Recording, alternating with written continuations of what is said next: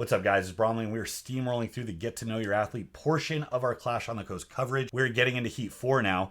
And remember, biggest 105 kilogram show in the world. It is being streamed free on Core Sports. It's sponsored by WUS, who handled Thor's deadlift records and all of those record breakers that kept us entertained during COVID. And the finals are airing on ESPN so many weeks after the finals are completed. So it's a big show. You're going to want to know who is competing, have some backstory, figure out who to root for, who the underdogs are. We're going to cover that right now. So we're getting into Group 4. Now remember, there were so many invites, I believe 9 invites from the active dominant pros and some international athletes that are established.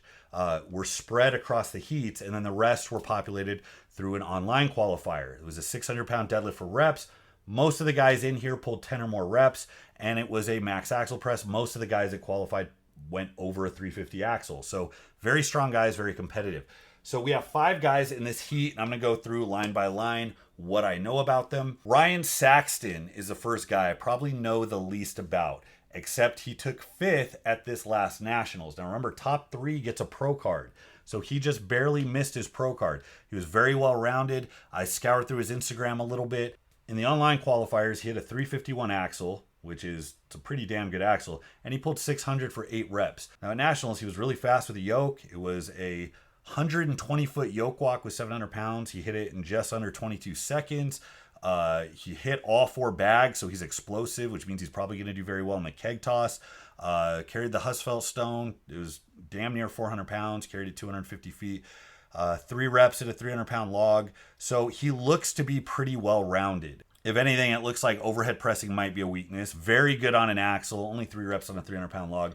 The overhead medley is a 300 log to a 250 block to an inch dumbbell. So what really is going to separate people on the overhead medley is how well they handle the block. Because if people don't have a block to train on, it can be smothering. It's unintuitive how to move. And each second you spend messing with it depletes you. So even if you do get it after so much time, you're gas going into the dumbbell press, which requires stability and efficiency. You can't go in fatigued and do well. So assuming you're good on the first 2 implements, the inch dumbbell comes down to precision and timing and being able to cycle through it very quickly. So I'm not sure what kind of dumbbell presser he is, but it looks like he's going to be pretty dang good on the rest of the stuff. I don't know enough about him to know how quickly and precisely he's going to be able to move on the fast event. Remember, there's 3 quick moving races that are medleys. So they're all about transition, speed, stride length, efficiency. So it'll be interesting to see how he does. But taking 5th at Nationals, there were 73 people this year. He took 5th. I don't know what kind of squatter he is. And remember, that's going to be a big X factor because there are a lot of strongmen that are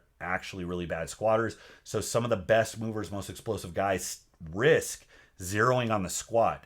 And that's going to suck a lot of points from guys who are otherwise very good, very competent strongmen. So next up is Joe Grossi. Joe Grossi is another guy I don't know a lot about other than he got his pro card, and I don't think he did a lot since. That was a couple of years ago. Grossi took 6th at America's Strongest Man in 2018, and that was the year after he got his pro card. I think he got his pro card at Nationals 2017. He took 3rd. Now there were something like 68 people at that Nationals. That was a big Nationals, and I remember there was a very heavy side handle deadlift. I remember there was either a 280 or 300-pound log for reps. And then there were some moving events. There was a yoke.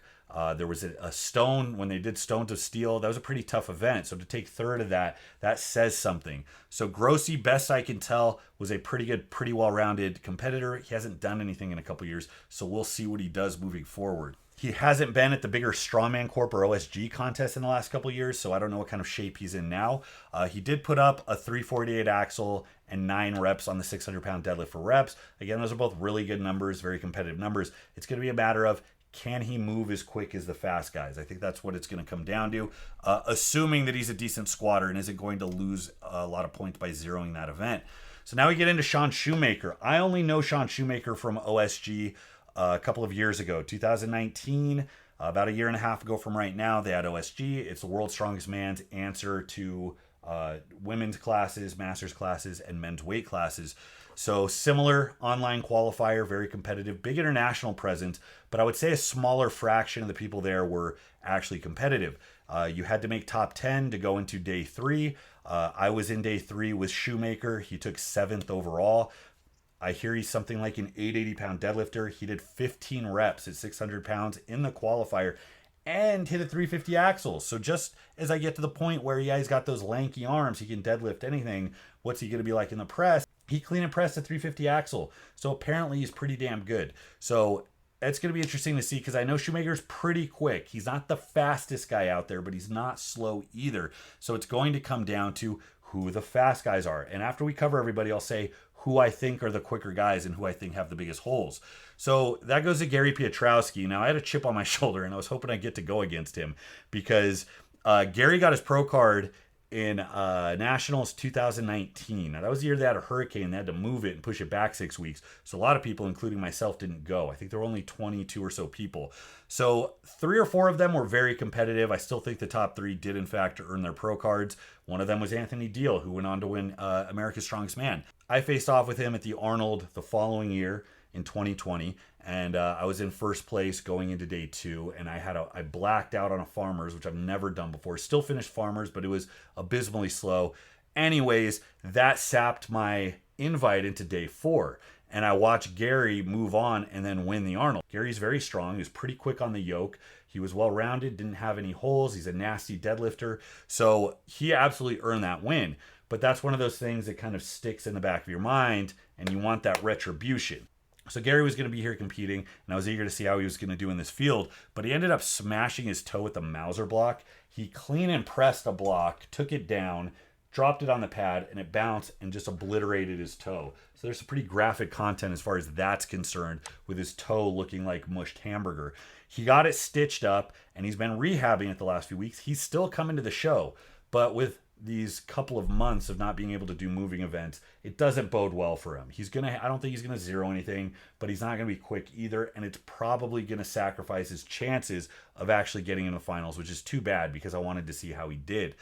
That brings us to Justin Loy. Justin Loy gets special mention for most improved in the shortest period of time, because he had some pretty low finishes as recently as 2000, I want to say 17 or 18, and then had a meteoric rise. He was just outside of the top 10 of getting into day 3 at OSG. He was 11th in 2019. Then he went on to take first at Nationals last year out of 73 people, tying with Anthony San Lorenzo. Thing about Justin, very good deadlifter, pretty damn good overhead, long legs. He can just, watching him run with the yoke, his stride length is like 5 feet. He can cover 60 feet in something like 6 steps. It's stupid to watch. He is going to be very fast on these events, and I think he's a pretty good bag tosser. So that bodes well for the keg toss in this event. I don't think he has any holes. I'm not sure what kind of squatter he is. I've seen him handle a little bit of weight in the squat. I think I've seen him go over 600 pounds. I don't think he's going to zero the squat here. So I don't think that's something that's going to be a risk for him. So as far as speed and explosiveness goes, Loy is the most well-rounded. He's statically good across the board, and he's very fast. Going down, Piotrowski's going to struggle on the moving events because of his toe, unfortunately, and I don't think he's a good enough squatter to make up a lot of points there. Schumaker is statically very strong. I think he'll do okay on the squat. He's going to get through the moving events pretty well, but he's not lightning quick on them either. So if the other guys don't make mistakes or aren't especially faster than him, I think that's going to cost him a little bit. So it really comes down to what kind of squatters are Grossi and Saxton, and how many points do they stand to lose from that in the event that one of them might zero it. All right, so Heat 4, I'm going to give it to Loy as a pretty easy win. Piotrowski's going to be out because of his toe. So now between Schumaker, Grossi, and Saxton, I'm trying to guess who's going to do well, or at least not zero, on the static events, while also being dominant on the moving events. And this is going to be close. Schumaker is very strong. I don't know how good of a squatter he is. I have to imagine if you can deadlift 880, you can at least do something with the 600-pound squat. And he's not specifically slow, but he's not one of the fast guys either. So that's hard to peg. Grossi has demonstrated that he's well-rounded in the past by placing third at a stacked Nationals with light, fast-moving events. Saxton is the big unknown for me. I believe Saxton is an okay squatter. I don't think he's going to zero, and he's probably going to be a little quicker than Schumaker is on some of these moving events if his yoke is any indication. Grossi, I don't know if he's a good squatter or not. I know he did do stellar at his first ASM after he got his pro card, and I'm not sure what he's really done competition or training-wise in the last few years, so he's more of an unknown. So I'm going to go out on a limb. I'm going to give Loy the win here, and I'm going to give second place to Saxton. I think Saxton's probably going through to the finals. We'll see if that's the case or not. I'll be interested to see how wrong I am. So check back in a couple weeks so we can verify all of these predictions. Let me know what you guys think. Leave your comments in the comment box. Thanks for watching, guys. Till next time, this is Bromley. I'll see you.